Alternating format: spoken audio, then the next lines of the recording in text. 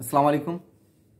আমরা তো প্রায় বলে থাকি কিংবা রাজনীতিবিদরাও বলে থাকেন যে ব্যক্তির চেয়ে দল বড়, দলের চেয়ে দেশ। শুধু এটা মুখের কথাই থাকে, আসলে বাস্তবে আমরা খুব একটা দেখি না।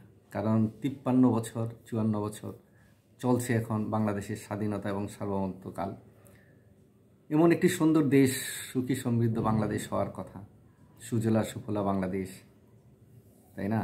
নদীমাতৃক বাংলাদেশ, এখানকার মানুষের মন নদীর মতন, তারপরে এখানকার মানুষের মন সবুজ সতেজ প্রকৃতির মতন।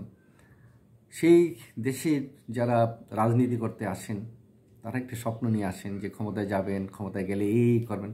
আসলে প্রত্যেকের তো একটি ব্যক্তিগত জীবনে যেমন একটি স্বপ্ন থাকে, আর সামষ্টিকও একটি স্বপ্ন থাকে। সেই সামষ্টিক স্বপ্নটা বাস্তবায়ন করে কে? রাজনৈতিক দল তারা রাজনীতি চর্চা করেন।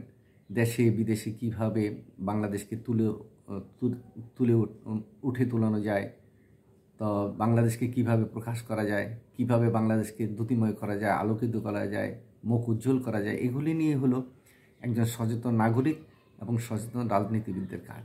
এই কাজটি তারা করে থাকেন। কিন্তু বাংলাদেশের ইতিহাসে আমরা যে জিনিসটা দেখেছি বারবারই, যে যখনই যারা ক্ষমতায় এসছে তারা একটা প্রতিশ্রুতি দিয়ে এসছেন, নির্বাচনী তাদের একটা ঘোষণাপত্র থাকে, ম্যানিফেস্টো থাকে।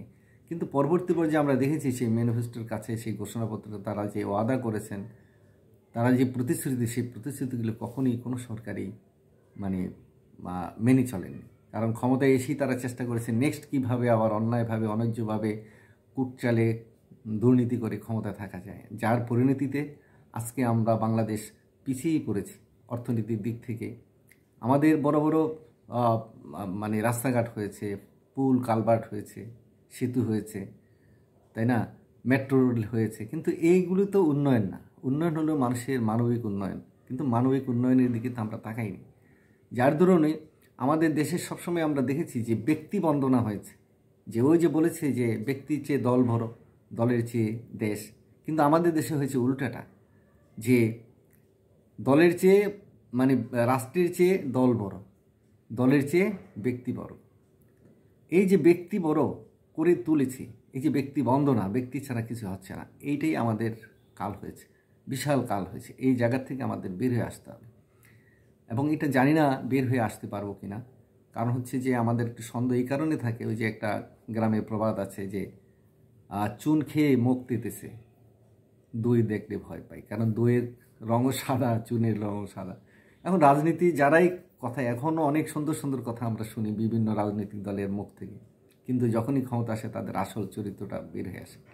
এখনই আমরা দেখেছি একটি সরকার যাওয়ার পরপরই এই দেশে আবার লুটতরাজ হয়েছে, যার ধরেই বৈষম্যবিরোধী ছাত্র আন্দোলনের নেতারা ক্ষমতায় আসার পরেই তারা কিন্তু বলেছে যে এক লুটেরার থেকে আরেক লুটেরার কাছে আমরা যেতে চাই না। কারণ বাংলাদেশের রাজনীতিতে আমরা সব রাজনৈতিক দলের সব নেতৃবৃন্দ কিন্তু কম বেশ চিনি, যারা সিনিয়র হয়েছে, জুনিয়র হয়েছে, কিংবা ব্যবসায়ীদের সাথেও এই দেশের সাধারণ মানুষের যে একটা দূরত্ব আছে সেটাও কিন্তু আমরা স্পষ্ট করে দেখতে পাই। এই জায়গাগুলো আমাদের যতক্ষণ পর্যন্ত চিহ্নিত করতে না পারবো, ব্যক্তিবন্দনা যতক্ষণ হবে, দলের মধ্যে যতক্ষণ পর্যন্ত গণতন্ত্র অনুশীলন না হবে, দলে ওই যদি দলের যে ম্যানিফেস্টো আছে, গঠনতন্ত্র আছে, সেটাও এই সংস্কার যদি হয় আগামীতে, যে সংবিধান সংস্কার কিংবা নির্বাচন সংস্কার, এগুলি যদি হয়, সেই সাথে সাথে প্রতিটি দলের ম্যানিফেস্টো কিংবা ঘোষণাপত্র কিংবা গঠনতন্ত্র, এগুলো যদি পরিবর্তন তারা না করে, তাহলে কিন্তু বোঝা যাবে যে তারা আসলে তাদের মতো করে চলতে চায়। এই সাময়িক যে বাধা প্রতিকূলতা আছে, ছাত্রদের আন্দোলন আছে, সেটাকে ঠান্ডা করার জন্য, এবং নির্বাচনে অবতীর্ণ হয়ে নির্বাচনে যাওয়ার পরে তারা তাদের আবার স্বরূপে আবির্ভূত হবে, তখন আবার কে রক্ত দেবে? কারণ প্রতিটি সরকারই জানে যে একটি আন্দোলন জমতে কমপক্ষে 10-15 বছর সময় নেয়। তাই ওই 10-15 বছর তারা আবার ক্ষমতা থাকবে, তারা আবার অন্যায় করবে, তাদের দলীয় লোকজনরা লুটপাট করবে, আবার তাদের উপরে একটা অভিযোগ আসবে, আবার আন্দোলন হবে। এই করে করে কি বাংলাদেশের সাধারণ মানুষের জীবন যাবে? কারো কি কোনো দায় নেই? এই দেশটাকে একটু সুন্দর করার জন্য, সুশৃঙ্খল করার জন্য, আইন শৃঙ্খলা রক্ষা করার জন্য, এদেশের মান সম্মান বৃদ্ধি করার জন্য, এদেশের ছেলেমেয়েরা বিদেশ যাবে, কিভাবে রাষ্ট্র থেকে আর্থিক সাহায্য করা যায় সেগুলি চিন্তা করা। আমাদের ছেলেমেয়েরা ভিটা জমি বিকি দিয়ে, বাপ মার সম্পদ সব কিছু বিকি দিয়ে তারা মানে ইউরোপে যাচ্ছে, কিন্তু পরে খবর পাই যে ভূমধ্যসাগরে তারা সলিল সমাধি হয়েছে, সেখানে নৌকাডুবিতে মারা গিয়েছে। তো এই যে টাকাগুলো এই কে দিবে? মা বাবা কষ্ট করে তাদের দিল, আবার মা বাবা এই দেনা পরিশোধ করবেন কিভাবে? তাই রাষ্ট্রের উচিত এমন একটি ব্যবস্থা করা যে যারা বিদেশে যেতে চায় সেই বিদেশে যাওয়ার মানে টাকা পয়সা এবং যত রকমের যোগাযোগ আছে সম্পূর্ণ রাষ্ট্র করবে এবং এই ছেলে মেয়েদেরকে বাইরে পাঠিয়ে দেবে।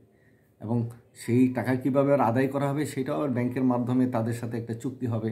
যে কোম্পানি তাদেরকে নিয়োগ দেবে সেই কোম্পানির সাথে বাংলাদেশ সরকারের একটা চুক্তি হবে, সেই অনুপাতে টাকাটা তার ব্যাংকে এখানে জমা হবে। যখন তার মানে তাকে প্রদেয় যে টাকাটা সেটা যখন মানে শেষ হয়ে যাবে তখন তার ব্যক্তিগত অ্যাকাউন্টে সেই টাকাগুলো যাবে। এইভাবে নানা ধরনের উদ্যোগ আয়োজন যদি নেয় তাহলে অবশ্যই বাংলাদেশ কিন্তু একটা সুখী সমৃদ্ধ দেশ হতে পারে। কিন্তু অবশ্যই কোনো ব্যক্তি কিন্তু দেশের ঊর্ধ্বে নয়, এটা আমাদের মাথায় রাখতে হবে। ধন্যবাদ।